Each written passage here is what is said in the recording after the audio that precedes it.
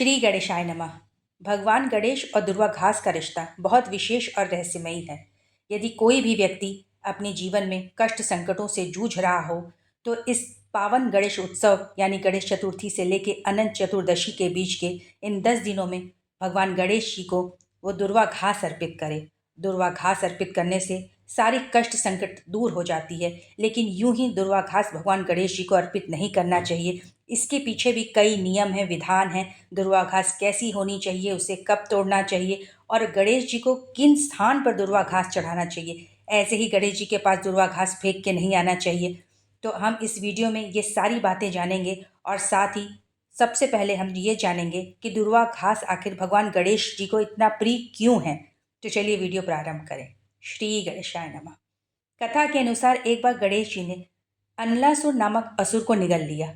उसके तेज से गणेश जी के शरीर में भयंकर जलन उत्पन्न हुई। तब ऋषियों और देवताओं ने उन्हें शीतल करने के लिए अनेक उपाय किए, परंतु शांति नहीं मिली।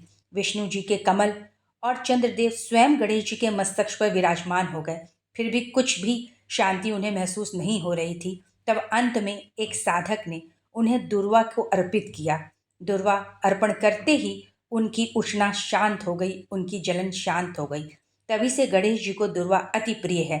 दुर्वा शीतलता, पवित्रता और दीर्घायु का प्रतीक माना जाता है।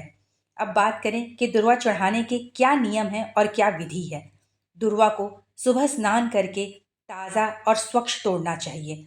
दुर्वा तोड़ते समय मन में ओम गम गणपते नमः का जाप करना चाहिए।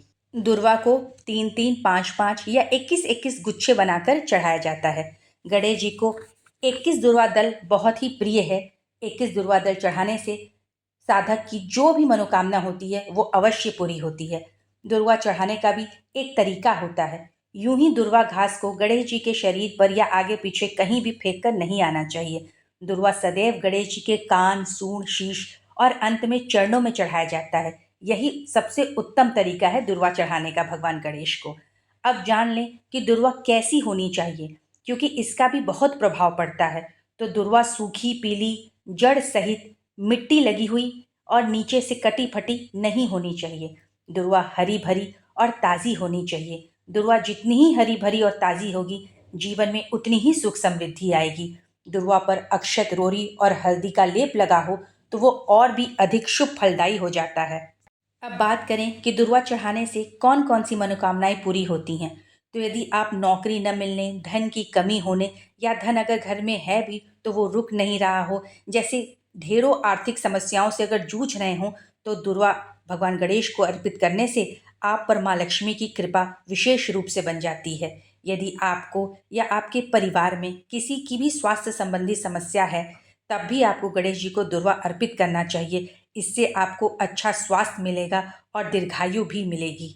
यदि आप बच्चों के स्वास्थ्य को लेकर परेशान हैं, तो भी दुर्वा भगवान गणेश को अर्पित करें और बच्चों के लिए बच्चों का नाम लें और उनके नाम से भगवान गणेश को दुर्वा अर्पित खुद करें या उनसे कराएं। यदि बच्चों का मन भटक रहा है, पढ़ाई लिखाई में मन नहीं लग रहा है और अत्यधिक बदमाशी कर रहे हैं और साथ ही अगर मन लगाकर पढ़ भी रहे हैं तो सफलता नहीं मिल पा रही है, तो उन विद्यार्थियों को भी दुर्वा भगवान गणेश जी के चरणों में अर्पित करना चाहिए।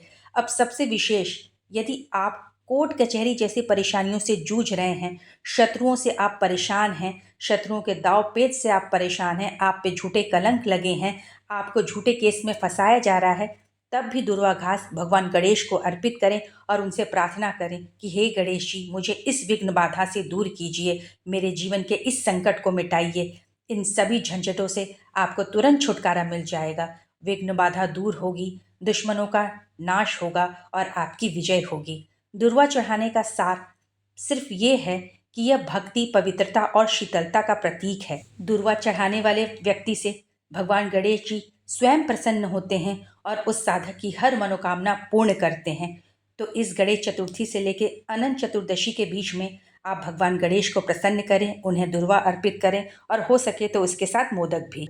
इस प्रकार गणेश जी का पूजन करने से साधक के जीवन में सुख, समृद्धि, शांति और मिठास बनी रहती है। माँ लक्ष्मी की कृपा होती है और परिवार वालों का स्वास्थ्य अच्छा रहता है और दीर्घायु मिलती है। इसी के साथ सभी को गणेश चतुर्थी की शुभकामनाएं। धन्यवाद।